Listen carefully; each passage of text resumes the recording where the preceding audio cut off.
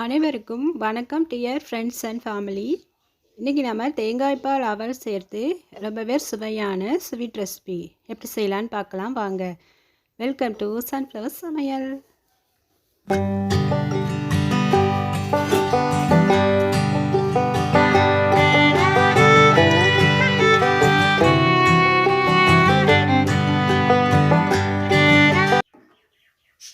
First ஒரு அடிக்கனமான பாத்திரத்தில் 1 spoon நெய் சேர்த்துக்கலாம். ஹீட் ஆனதும் இப்போ இதில் 1 கப் முந்திரி சேர்க்கணும். முந்திரி நல்லா வறுபட்டதும் 1 கப் திராட்சை சேர்க்கணும். முந்திரி திராட்சையும் நல்லா வறுபட்டதும் தனியாக ஒரு பிளேட்டில் எடுத்து வச்சுக்கணும்.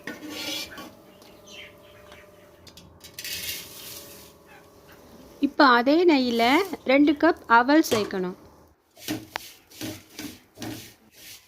இப்போ அவலையும் நல்லா முருகலாகிற வரைக்கும் நல்லா வறுக்கணும். இப்போ அவல் நல்லா வறுபட்டால் தான் சீக்கிரமாக வெந்து வரும். இப்போ வறுபட்ட அவலை தனியாக ஒரு பிளேட்டில் எடுத்து வச்சுக்கணும். அடுத்து 2 நேந்திரப்பழம் எடுத்து இந்த மாதிரி ரவுண்டாக கட் பண்ணிக்கணும். இப்போ ஒரு அகலமான கடாயில் மறுபடியும் 1 ஸ்பூன் நெய் சேர்க்கணும். இப்போ நெய் நல்லா ஹீட் ஆனதும் நம்ம கட் பண்ணி வச்சுருக்கிற நேந்திரப்பழத்தை இதில் சேர்த்து நல்லா வதக்கணும். ஃப்ளேமை மீடியமாக வச்சுக்கோங்க. பாருங்கள், இந்த மாதிரி வதங்கி வரணும். அடுத்து 1 கப் வெல்லத்துக்கு 1 கப் தண்ணி சேர்த்து நல்லா கொதி வந்ததும் வடிகட்டி இதில் சேர்க்கணும்.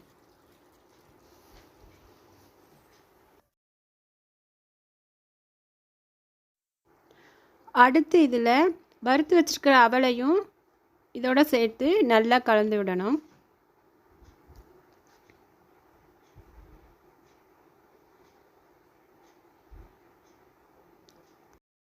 ஒரு முழு தேங்காயை உடைச்சி தேங்காய் பால் எடுத்து வச்சுக்கணும். ரெண்டாவதாக எடுத்து வச்சுருக்கிற கொஞ்சம் தண்ணியான பாலை சேர்த்து நல்லா வேக விடணும். இப்போ வெந்து நல்லா கொதி வந்ததும் 1 ஸ்பூன் ஏலக்காய் பொடி சேர்த்துக்கணும். ஏலக்காய் தூள் சேர்த்து நல்லா கலந்து விடுங்க. இப்போ அவல் நல்லா வெந்து வந்துருச்சு. இதை பார்க்குறதுக்கு நம்மளுக்கு சர்க்கரை பொங்கல் மாதிரி தான் இருக்கும். ஆனால் அரிசி மாதிரி ரொம்ப நேரம் ஆகாது வேகிறதுக்கு, சீக்கிரமாக வெந்து வந்துடும் அவல். இப்போ நல்லா வெந்து வந்துடுச்சு. இப்போ ஃபஸ்ட்டாக எடுத்து வச்சுருக்கிற திக்கான தேங்காய் பாலை சேர்த்து ஸ்டவ் ஆஃப் பண்ணிடணும். இப்போ நம்ம வறுத்து வச்சுருக்கிற முந்திரி திராட்சையை இதோட சேர்த்துட்டோன்னா நம்மளுக்கு சுவையான அவல் ஸ்வீட் ரெடி. பாருங்கள், பார்க்குறதுக்கே சாப்பிடணும் போல் தோணுதில்ல. எல்லோரும் இந்த ரெசிபியை மிஸ் பண்ணாமல் ட்ரை பண்ணி பாருங்கள். மேலும் நம்ம சேனல் சன்ஃப்ளவர் சமையலை சப்ஸ்கிரைப் பண்ணி கூடவே இந்த பெல் ஐக்கான் டு ஆல் ஆப்ஷனையும் கிளிக் பண்ணிக்கோங்க. புது புது ரெசிபின்னு சந்திப்போம்.